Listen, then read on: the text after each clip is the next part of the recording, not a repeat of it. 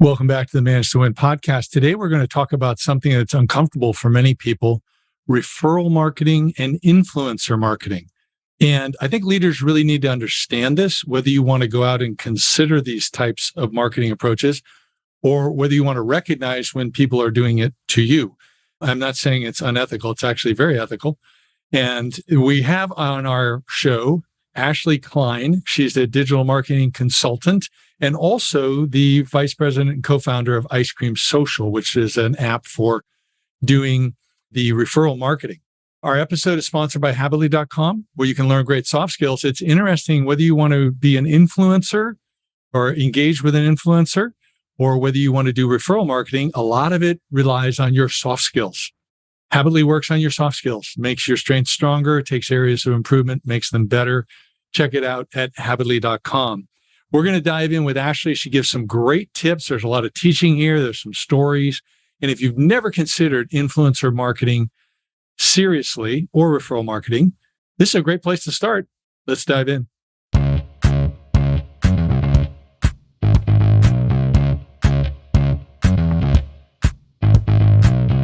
Ashley, I got a question for you. I've heard about influencer marketing, referral marketing, these different things, but I've never done any of it besides, when I did biz dev.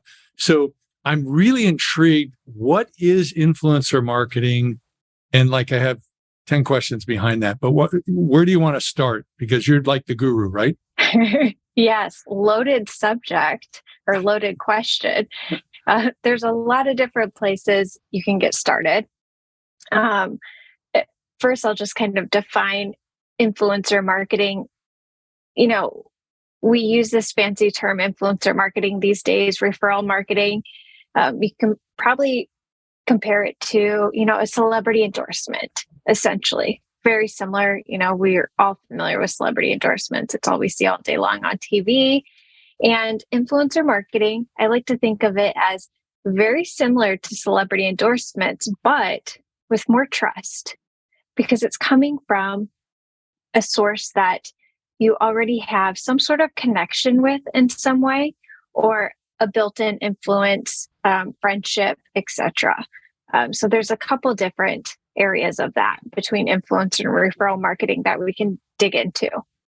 Well, give me an example of an influencer marketing opportunity. So we have a sponsor, Habitly, teaches soft skills. So if we wanted to go to an influencer to encourage their audience or tribe or following, what would that look like? How would we find the right person? What does the program look like? I mean, I know nothing. Yeah, great question. Okay, so why don't you tell me in 30 seconds or less, who is Habitly's ideal customer? Habitly's ideal customer is typically people in business.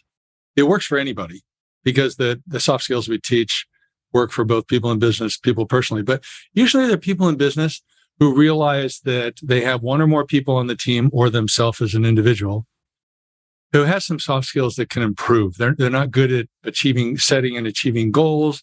Their leadership is weak. Their meetings start late, run over. They don't get things done. They have conflict, variety of things like that. Okay, so that's number one. You're clear on who your target market is.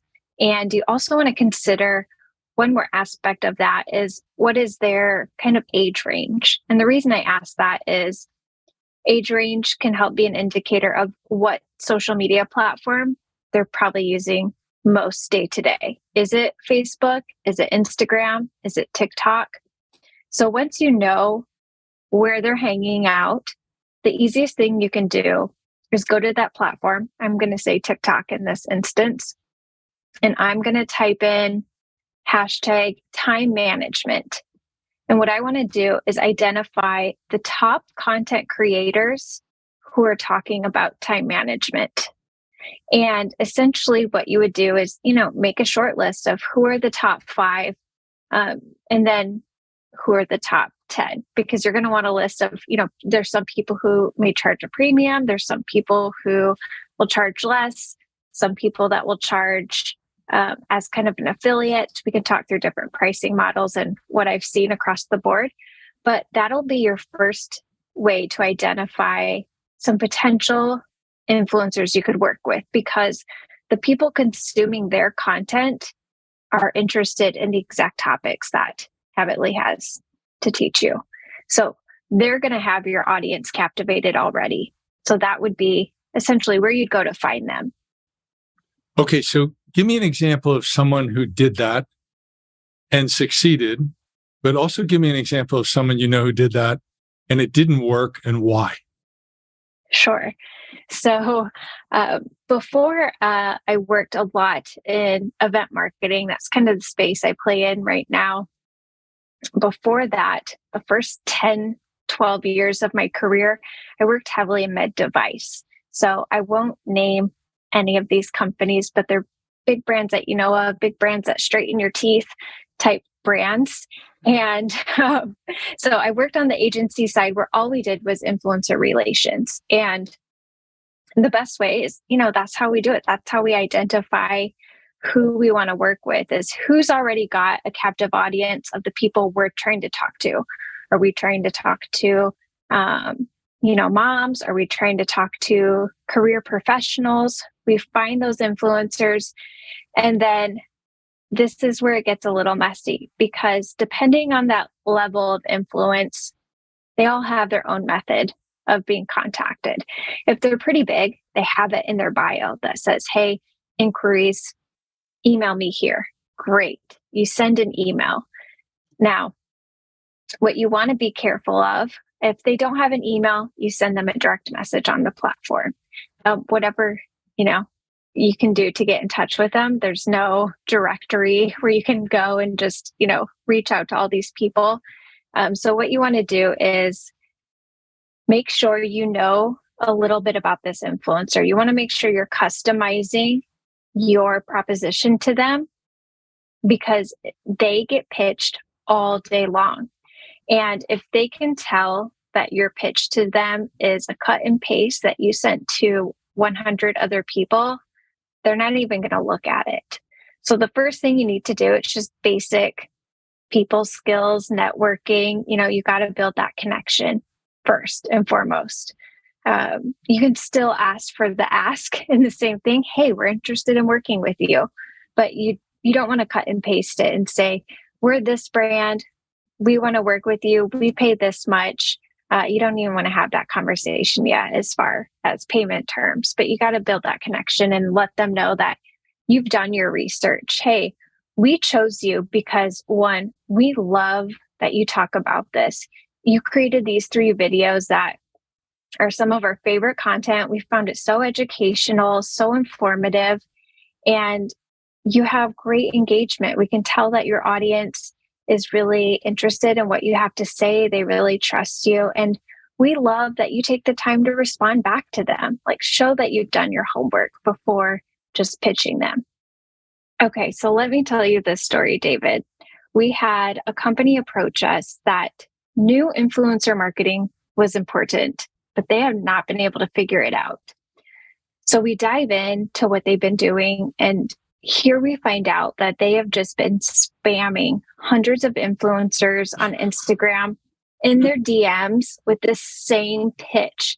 And not only that, these influencers were screenshotting this pitch and posting it in influencer Facebook groups of like, yo, did anyone else get this? Like, let's not, nobody work with them. And so obviously that was a big red flag for us. And we put together these custom approach of, reaching out to each influencer individually. And so obviously, first thing you need to do is build rapport before you talk about an offer. And the reason it's also very important that you don't want to just talk about an offer right away is influencer marketing is the wild, wild west right now. So an example would be, we sent this very similar pitch to many influencers. And in some cases, some influencers came back and said, I will create all the content for you in exchange for free product. Great. That's our most ideal situation. We also had some influencers come back and say, I will do 1 3-minute video for you for $100,000. Whoa. a 15-year-old girl. And so we had to, and we did it. So Really? yeah, because she was someone we really wanted to work with. She had the audience. She checked all the boxes. But imagine if we approached all influencers that way of, hey, we'll give you $100,000 for one video. No, we had some influencers that created all this great content for just free product. So you want to take the time to build a relationship with them before, kind of making an offer, and you can kind of feel out what's going to be beneficial for everyone involved. So this thing about developing a relationship, I don't think a lot of people understand that. So we have the introverts who aren't sure what to say and are scared to say anything. And then we have the type A's, sorry, that's more like me, who are just going to try to, we may not send out the same spam message to, 40,000 influencers, but, we're going to push too hard, too fast. So you have these two extremes. So give me the Goldilocks style, something that's in between. What exactly does that look like step by step to build a relationship with someone who's got this huge audience and no time? Okay. Actually, if you don't mind, David, what I'm going to do is give an approach for our type B people and an approach for our type A people. Because I feel I can vary depending on the subject. I can go both ways. Sure. And then you can take that and find your medium. Okay. So for my type B, the introverts, great thing you can do is identify that short list of influencers you want to work with. Follow them, engage with their content, leave comments. Can I interrupt you? Because Yes. I'm really curious. Because I'm not actually, I am introverted. I'm actually really low on the scale. I'm actually very introverted, but in environments like this, people don't realize that. So because I'm this like closet introvert, that kind of sounds weird, but describe the person to me. So like, I'm sure you've had clients like this because you've got these profiles made up. Describe the person and then exactly what you did, because I want to kind of pin the actions that the person did to their behavior type. I mean, how did you know they were an introvert? What made them realize that? What made you convinced you needed to take the type B approach versus the type A? Sure. So I'm actually explaining it as if I'm a business owner and I'm a type B person. This would be my approach I take. And then I have an approach for the type A business owner. So identifying whether an influencer is an introvert or an extrovert, I would lean towards the scale that most influencers are actually introverts. Now, I can't confirm that, but that is a place where they feel comfortable because it's not a big group setting. You put someone in a room with 1,000 people where they have to shake hands and get to know everyone, that can be pretty difficult. But if it's you behind your phone posting content, that's where a lot of introverts can really shine. So I have found, because I worked both on the brand side, the agency side, and I worked on the influencer representing the influencer side as well. So in my experience, a lot of the influencers I work with are introverts. That's really interesting because I'm wondering then, as introverts, are they typically more trustworthy people than the extroverts? I mean, I'm not saying anything against extroverts, but potentially, and maybe more thoughtful. And so people pick up on that what they're recommending, they actually do recommend. They actually care about. They've tested it, whatever. Is that part of it, or you think it's just happenstance? That's definitely a potential. The one thing you do need to look out for is some of these influencers have become so large that they're actually no longer controlling their brand. You can really tell if you're following their content and they're speaking to the camera and it feels authentic. You can tell they're still in control. They're the ones posting their content. They're the ones engaging. But some influencers do get to a point where an agency takes over and an agency is putting out their content for them, or they have a ghostwriter. And once you kind of follow along, you'll get a feel of, did they really write this? A great indicator is if they're the ones actually speaking to the camera, if they're doing a lot of video, it's authentically coming from them. Wow. So let's go back to the clients. And if I'm understanding you correctly, you were starting to go down a path of saying, if the client is a type B or the client is a type A, so it sounds like you're encouraging people to play to their strengths. Yes. So I'm thinking, business owner, probably small to medium sized business owner, you want to get involved in influencer marketing, and you are more of an introvert and you are very concerned with trust, and you want to, get the greatest content out there. It's probably important to you to build that relationship and get to know the people who are going to be promoting your brand for you. And that'll help you identify who you most want to work with. And most importantly, are they worth the price tag? And because you've built a relationship with them, you follow their content, you're commenting, you're having conversation in their DMs, that can help you really learn how to work well with them. Because that's one thing. Once you identify and you have a deal, then you get into the whole thick of it of having that influencer create content for you. And that becomes a whole other beast where one person wants more control than the other of what the content should be. And if you've established that rapport and build a relationship with them, you're more likely to find a happy medium where the content is what you feel is on brand, and yet the content is what the influencer feels is on brand to them, and genuinely connecting to their audience. I think it's really interesting what you say, because I teach hiring. And one of the things I do with hiring is I teach that the most important thing you have to do is test drive. So you have to pose scenarios and see how they respond. You have to have them do some actual work. You have to teach them, see whether they can do it. And what I'm hearing you say is that one of the best things you can do, which never even occurred to me, sorry, type A, moving fast, is that it is take the time to build the relationship by reading their stuff, commenting on their stuff, doing that type of thing. I'm sorry, but now my audience already knows that, I'm built like a dinosaur, big body, small brain. And it did not occur to me that step and how valuable that's really your test drive. Yes. And you see how that goes with the community. Now, is it also with the community? Because it's not only looking for a response from the influencer, but also the community. And you can test drive, can I connect with this community versus I'm going to go spend whatever amount of money, and it's a total gamble. Absolutely. I do not ever encourage you to go spend all this money without really knowing who the influencer is and who their audience is. Now, if you are the type A person and you're moving fast and you're very busy and you don't have the time to do this and you don't have the internal resources, I'm going to give you two options. Yes, there's the route of hiring an agency that can do this for you.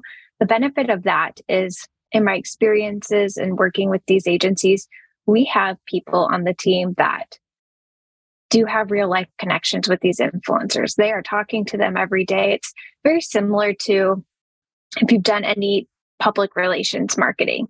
Getting that product placement in magazines and the media is all about relationships. Does the PR person have a relationship with that journalist? It works exactly the same way with influencer relations.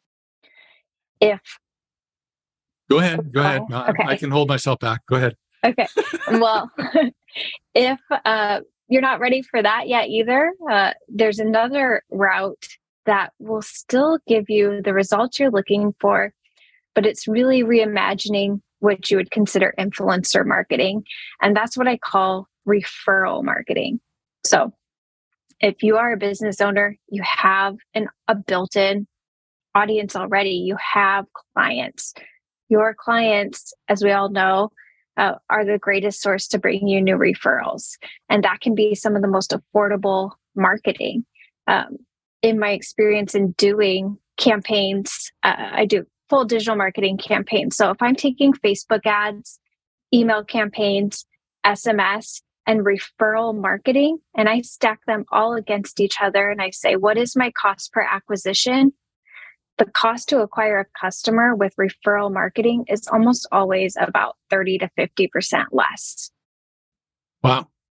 Yeah, because it's people essentially just doing the marketing for you. And you just have to ask.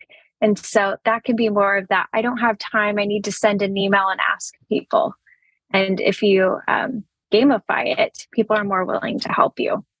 Well, let's talk about that, because I have clients. I mainly work with IT solution providers, so they're providing outsourced IT help, either on projects or help desk, and a lot of them try to do referral marketing.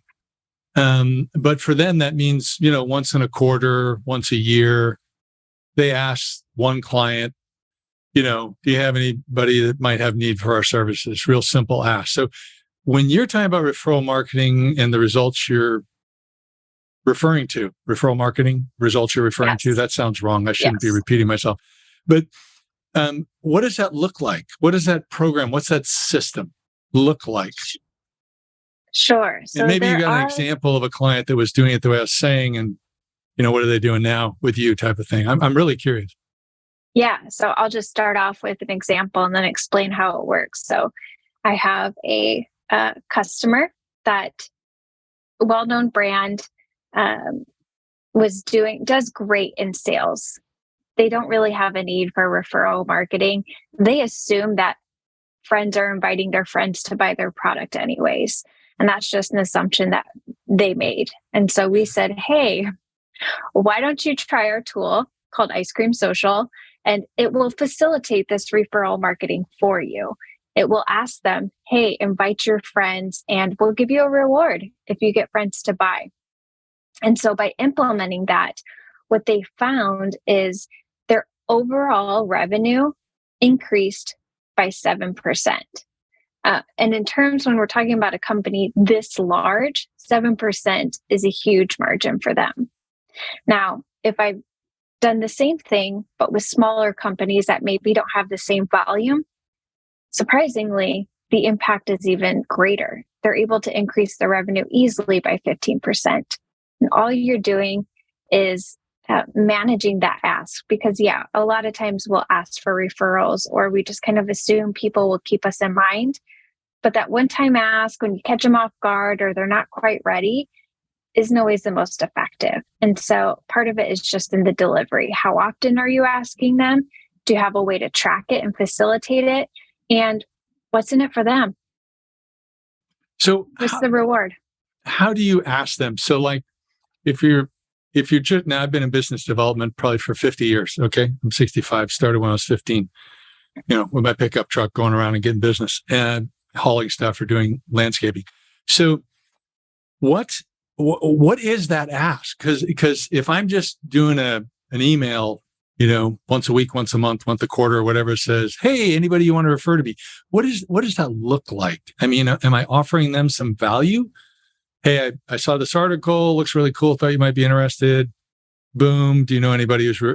I don't understand how the ask would be. Sure. So that's a great question. A lot of times as small, medium-sized businesses, when we're asking for referrals, we're like, hey, do you know anyone? And we're getting like a name or number, or we're hoping that they'll forward our information on, or at the most exciting, they actually send an email introduction, which is great. But that doesn't happen as often. So the part of it is giving them a way to easily share with friends. So our Ice Cream Social widget essentially pops up with, hey, share us with your friends. If you get one friend to become our client or customer, or 3 friends or 5 friends, whatever the case may be, we'll give you a $100 gift card, or we'll give you 1 month free. It really depends on your product and what you're promoting, or we'll give you a refund on your last purchase. You have to facilitate the ask and make it easy for them to share. So we'll present them with a link that they can copy and paste and send out however they want. We'll give them the option to click share via email and type in their friends' emails and just automatically send it for them. We'll do a Facebook share, a SMS, Messenger, WeChat, Kakao, WhatsApp, all the different social tools that people use depending where you are. It's really creating that facilitation for them to make it so easy, where all they have to do is push a button, pick their friend's name, and hit send. And there, they sent their friend the information. They even maybe sent their friend a promo code or an offer. And that is part of the ask. And the other thing is just asking them at the right time. A lot of times you'll ask them and they may not be ready or caught off guard. So you have to ask people on a consistent basis and from all the different angles. So if you have a website where a transaction's taking place, the best time to ask is on the confirmation page. That's when people have that dopamine hit. They just made a purchase. They're excited. That's when they're most likely to share. Another time might be right after you deliver the goods or services. But you want to make sure you're emailing on a consistent basis, depending on your type of business and how big your database is. That could be weekly or it could be monthly. You want to make sure you're posting it on your social media organically. If you have a Facebook page or an Instagram account. I have some clients who even run Facebook ads driving people to the widget, asking them to invite their friends. So you really want to think through your entire marketing channel and integrate the referral marketing into all of it, and not necessarily think of referral marketing as its own marketing channel, but something that really complements all the other pieces that you're doing. Wow. So so you're saying during the checkout process, and then how is this something that just works on my phone, or is this something that I can pull up on my computer and use from there? Yeah, so both. Our widget, as I mentioned, there's several widgets, but our widget, Ice Cream Social, it's built mobile first, always, because we find that 90% of traffic is mobile. But it also, of course, works desktop. So no matter where someone's browsing or using, they still have access to it. If they're on a mobile device, they'll have access to more ways to share, like SMS or Facebook Messenger or WhatsApp. But on desktop, you're a little more limited. What really works, though, with the referral marketing? I mean, because it can be very uncomfortable for people to even make the ask, even if you're doing it through an app. I mean, I don't know whether you have an example where somebody was uncomfortable and then became comfortable, but it's not only, there's two parts. One, how can it be more comfortable for people and not feel that they're bothering other people? And then what is really the type of ask? I mean, what do you say? What is that? I mean, am I sending somebody a page of stuff, or am so I'm still a little bit confused. Sure. So on the referral marketing side, the ask, I mean, just getting comfortable with that, yes, is something you'll need to overcome, but it's one of those things that can be automated and living in the background. So it's not something like you're picking up the phone and calling and asking somebody. So the two best ways I found to help clients that do have that discomfort, because that's our introverts right there. We don't want to have to ask someone to help us. So what you'll do is one thing I like to do is take a look at all your reviews and remember what great work you do. And, your work is a gift and you want to get it out there. Two, remember what's in it for the other person. You're gamifying this. There is a benefit for them giving you business. You're not just asking them to do you a favor. Hey, if you bring me business, I'll give you $100. So that kind of helps with that comfort level, because it's not a one-way ask, it's a two-way reciprocation. Yeah. Okay. And do you ever have people use either I would assume it was sometimes with the influencer marketing, but then also the referral marketing, if it's simply to invite people to check out your blog or check out your podcast, whatever it is, and maybe you're giving a free digital guide or something instead of cash for that type of referral? Well, I would say kind of switching over back to influencers, I heard you mention. So if you are, which gets a little different, so not to confuse, but with the influencer marketing, let's say you found an influencer, they're going to create a post for you on your behalf and mention your brand. Couple things I suggest. One, absolutely give the influencer some sort of unique code, which you see often. Maybe it's the influencer's name and they'll get a percentage off. That isn't just about giving someone a percentage off. That and sometimes can be your only tracking mechanism to know if this campaign was effective or not. Two, I almost always try to tie influencer marketing back to some sort of contest or sweepstakes, because it is a big ask if an influencer is asking their audience, hey, click through and buy this and use my promo code. Asking someone to buy something can be a big ask. And if it doesn't hit at the right time, they're not ready to buy, you're going to lose them. So I always prefer to do both. If you can get someone to buy, great. We don't want to lose that. But if you can tie it to some sort of giveaway or contest where you're collecting their name, email, phone number, at least you can work them into your database and continue marketing to them until they're ready to buy. Just continue to nurture them through that sales cycle. Awesome. Hey, you've given us a ton of information here, Ashley, and I'm really interested in the influencer part in particular. The referral part's intriguing too, on how that could be used in a variety of ways. But I encourage the audience to check it out. Where would they be able to learn more about you and what you're doing? Sure. You can learn more about me on my website, which is ashleykline.com. If you want to learn more about referral marketing and influencer marketing, you can check out icecreamsocial.io. Fabulous. Well, thank you so much for being on the show. I appreciate it. Yeah, thank you. I really appreciate the time, David. Thanks for tuning in today. If you like the episode, please subscribe, leave us a comment or a rating. We'd love to hear from you. And don't forget our sponsor, Habitly. If you're going to be an influencer or engage with influencers, or you're going to do referral marketing, you need great soft skills. Check out habitly.com. Thanks for joining us again, and stay tuned. More great guests coming. Bye for now.